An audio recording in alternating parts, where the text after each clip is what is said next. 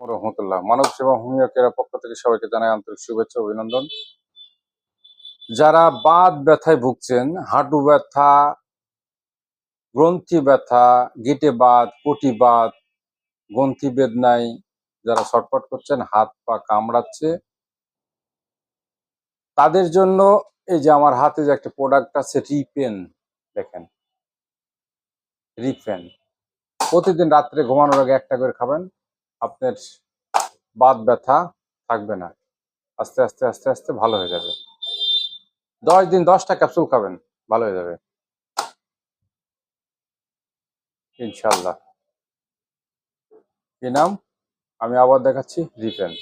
এই ক্যাপসুলটি প্রতিদিন একটা করে খাবেন 10 দিন, দেখবেন ছেড়ে যাবে।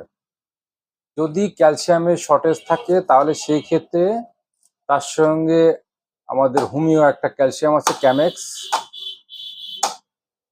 তার সঙ্গে খাইলে পরে আপনার ক্যালসিয়ামের ঘাটতি পূরণ হয়ে যাবে। যদি ক্যালসিয়ামের ঘাটতিজনিত যদি সমস্যাগুলো হয়ে থাকে, যদি এই বিষ বাতানি বা হাত পা কামড়ানো চাবানো কামড়ানোর সমস্যা হয়ে থাকে, তাহলে ক্যালসিয়ামের ঘাটতি পূরণ হয়ে যাবে।